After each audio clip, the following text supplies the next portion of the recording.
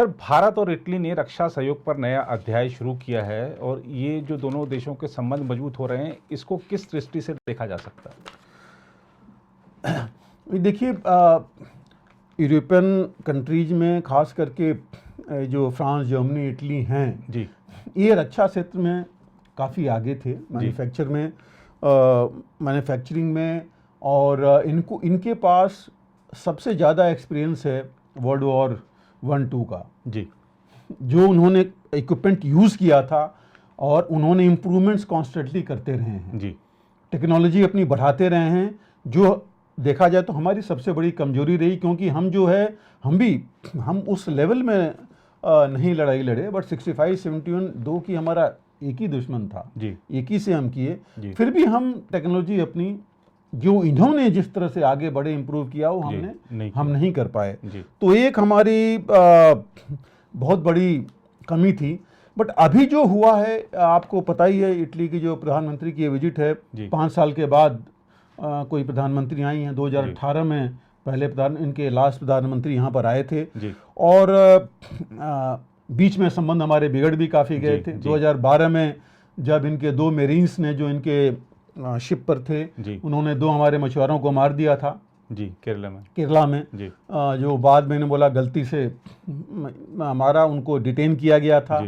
उस समय अगर आपको याद है, भारत ने यहाँ तक बोला कि इटली के एम्बेसडर देश छोड़ के जाएंगे नहीं, हिंदुस्तान छोड़ करके, यहाँ तक चीज़ गई थी। और काफ़ी ज़्यादा इसके ऊपर डिप्लोमेटिक चैनल से चीज़ें चलती रहीं, बट उस समय हिंदुस्तान ने कड़ा स्टैंड लिया। बाद में 2 साल के बाद में उनको डिपोर्ट किया गया उनके कहने पर।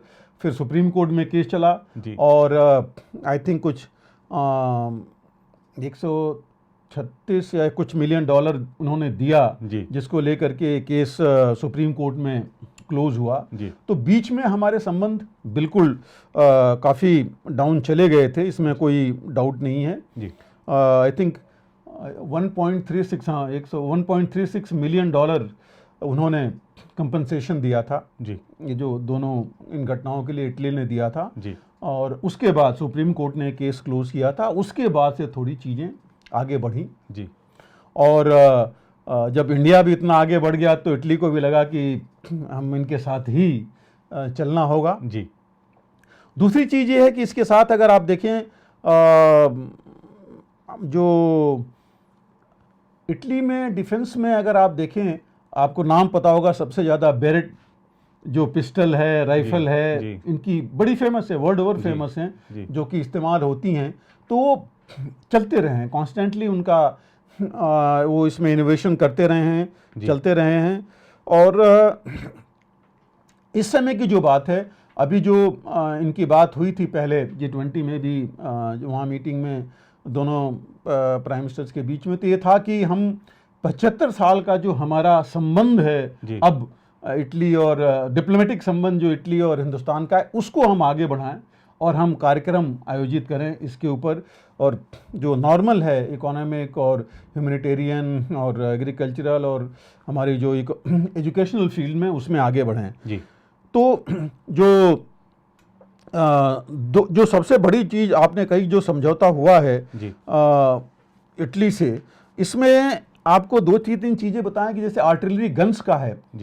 FS-70 गन, हमारी जो बोफोर्स थी FS-77 थी।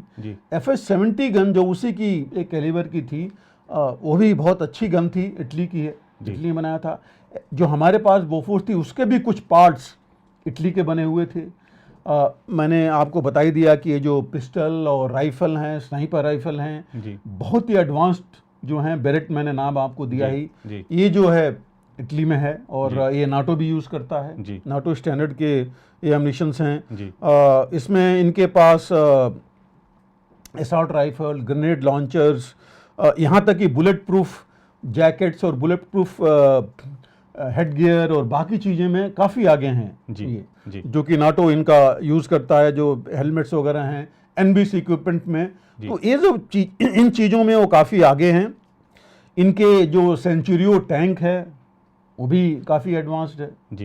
तो आर्मर्ड फाइटिंग व्हीकल्स हैं, आर्मर्ड पर्सनल कैरियर्स हैं जो कि इन्फेंट्री बाकी को लेके जाते हैं, जी। काफ़ी एडवांस्ड हैं इनके पास, जो कि माइन से भी सुरक्षा करते हैं जी। और डायरेक्ट हिट से भी सुरक्षा करते हैं। तो इन जी। चीज़ों में इनकी इंडस्ट्री, डिफेंस इंडस्ट्री जी। काफ़ी आगे है। जी।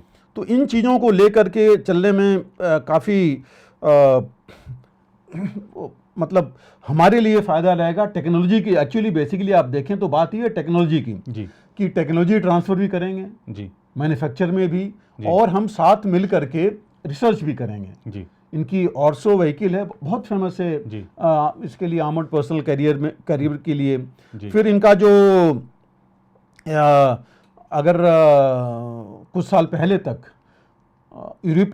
इटली था यूरोपियन यूनियन का चौथा सबसे बड़ा डिफेंस मार्केट है। जी। तो मतलब ये है, डिफेंस में इनकी ये एडवांस्ड हैं और हमसे हैं, इसमें कोई दो राय नहीं है। जी। तो इनसे जो बातचीत हुई है, मेन सबसे पहली चीज़ यही है कि टेक्नोलॉजी की बात हुई है। जी।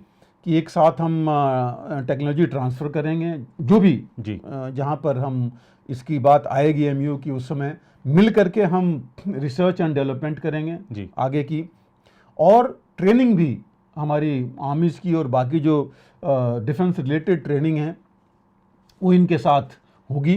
तो इससे देखें तो बहुत बड़ा फ़ायदा पड़ेगा और हमारा फ़ायदा होगा इनसे। इनफैक्ट जो अभी हमारा एयर शो हुआ था बेंगलोर में जी। उसमें राजनाथ सिंह मिले थे, इनके जो डिफेंस सेक्रेटरी आए थे वहाँ पर। अच्छा। और इन लोगों की वहाँ मुलाकात हुई थी जी। और वहाँ काफ़ी बात आगे गई। उसके बाद यहाँ पर इस लेवल पर प्रधानमंत्री इनके जो जब आए हैं यहाँ पर जी। और रायसीना डायलॉग में एज इट इज जो थी वहाँ पर, तो वहाँ पर ये उससे पहले ग्राउंड बन गया था कि हम क्या क्या इनके साथ कोऑपरेशन कर सकते हैं। और हमारे पास अगर आप देखें तो ये काफ़ी बड़ी उपलब्धि हो जाएगी अगर टेक्नोलॉजी मिले, जॉइंट एक्सरसाइजेज करके। हमारे साथ तो अब तो बहुत कंट्रीज़ के साथ हम जॉइंट एक्सरसाइजेज और ट्रेनिंग कर रहे हैं, तो हमें और एक्सपीरियंस मिलेगा। रादर मैं कहूँगा उनको भी मिलेगा, क्योंकि हमारी आर्मी ने तो हर एक एक्सपीरियंस किया हुआ है, बिल्कुल, टेरर से लेकर के।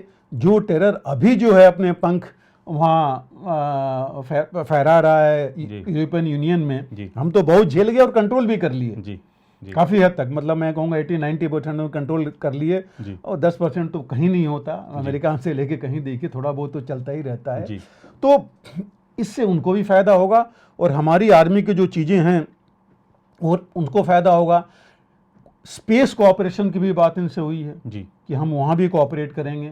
तो ये जो चीज़ें हैं आईटी में, टेरर में, इनमें सिनर्जी लाना, इससे हम सिर्फ हमारा नहीं, दोनों को बहुत फ़ायदा होगा। इटली को भी बहुत फ़ायदा होगा और हमको भी अपने इनके साथ चल करके और टेक्नोलॉजी और रिसर्च ले करके, ट्रेनिंग दे करके इनको और ट्रेनिंग ले करके दोनों देशों को बहुत फ़ायदा होगा। अगर आप भी लेना चाहते हैं देश दुनिया की तमाम जानकारी तो आज ही सब्सक्राइब करें हमारे चैनल को। साथ ही नीचे दिए बेल आइकन को जरूर दबाएं ताकि हर अपडेट आप तक पहुंच सके।